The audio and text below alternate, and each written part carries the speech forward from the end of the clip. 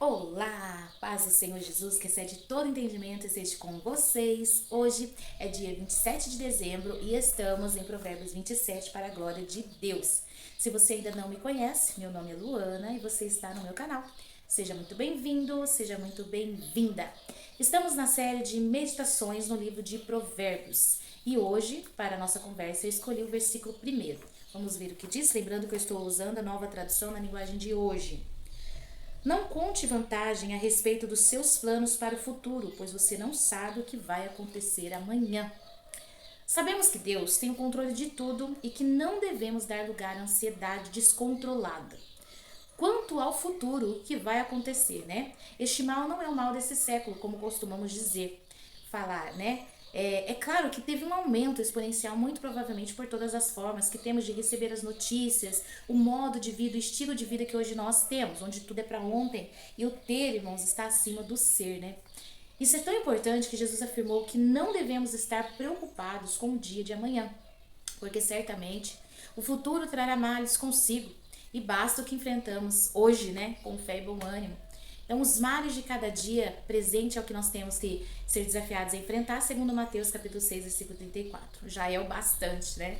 Podemos sonhar, projetar, traçar metas, porém, irmãos, com total submissão a Deus e aos propósitos que Ele tem, porque Ele enxerga além da curva.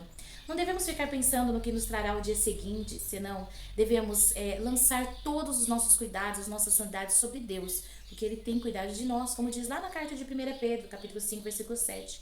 Orar todos os dias e apresentar as nossas ansiedades e projetos é um hábito que precisamos ter.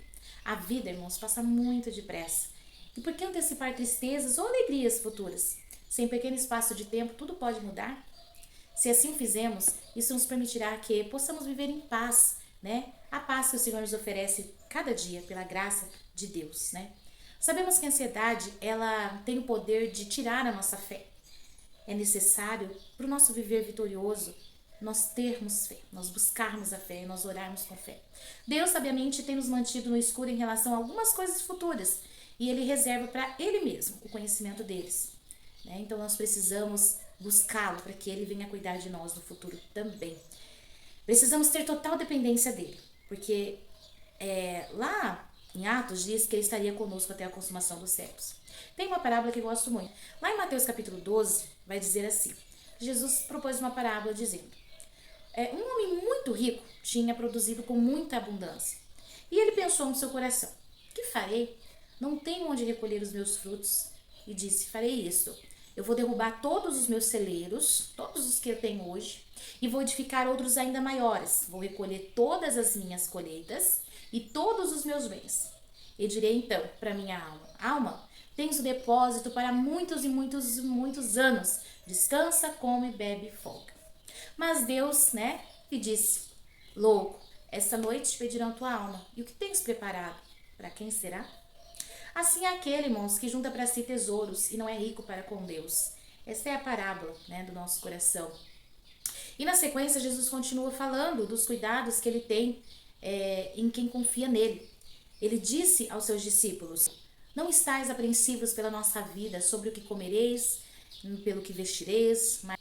E qual de vós, sendo solícito, pode acrescentar um côvado à sua estatura? Pois se nem ainda podeis as coisas mínimas, por que estáis ansiosos pelas outras que ainda vai vir? Né? Considerai os lírios como eles crescem, não trabalham, não fiam. E digo-vos que nem ainda Salomão, em toda a sua glória, se vestiu como um deles. E se Deus assim veste a erva que hoje está no campo, e amanhã é lançada no forno, quanto mais a vós. Né? É Jesus perguntando: quanto mais a vós. Não perguntei, pois, que a vez de comer ou a vez de beber, e não andeis inquietos ou ansiosos, porque as nações do mundo buscam todas essas coisas, mas o vosso Pai sabe que precisa de tudo isso, né? E com certeza ele vai nos sustentar. E ainda diz mais: buscais antes o reino de Deus, e todas essas coisas vos serão acrescentadas. Esse é o conselho do Senhor Jesus para nós, né? Nós precisamos buscar o reino de Deus em primeiro lugar, pois tudo Ele tem cuidado de nós. Amém? Então essa é a meditação desse primeiro versículo. Eu escolhi somente mais um para a gente conversar nessa manhã, que é o versículo de número 2. Vamos ler? vai dizer assim: ninguém elogia a si mesmo.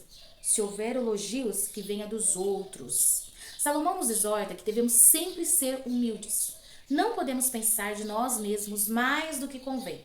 A humildade é um tema recorrente na palavra, né? Não só em Provérbios, mas em toda a Bíblia. E não cabe ao cristão a soberba ou qualquer tipo de exaltação própria. Como podemos ler lá em Romanos capítulo 12, versículo 13, vai dizer assim: por causa da bondade de Deus para comigo, me chamando para ser apóstolo, eu digo a todos vocês que não se achem melhores do que realmente são. Pelo contrário, pensem com humildade a respeito de vocês mesmos e cada um julgue a si mesmo conforme a fé que Deus lhe deu.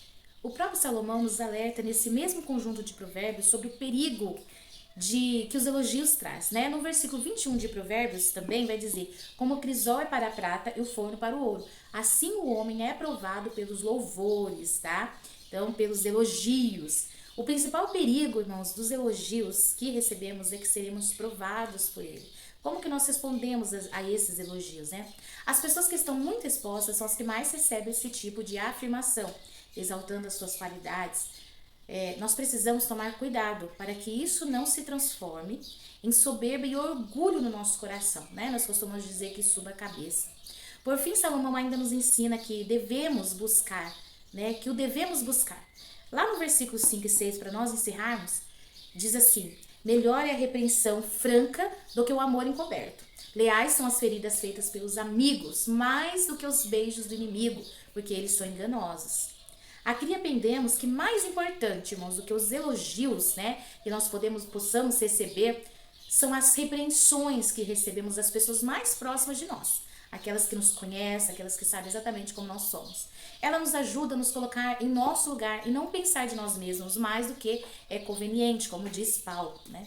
Então assim, irmãos, eu encerro a nossa meditação nesta manhã, orando para que Deus nos abençoe sempre e nos restaure cada dia mais com a vitamina da sua palavra, né? Porque ela é vitamina para o nosso corpo.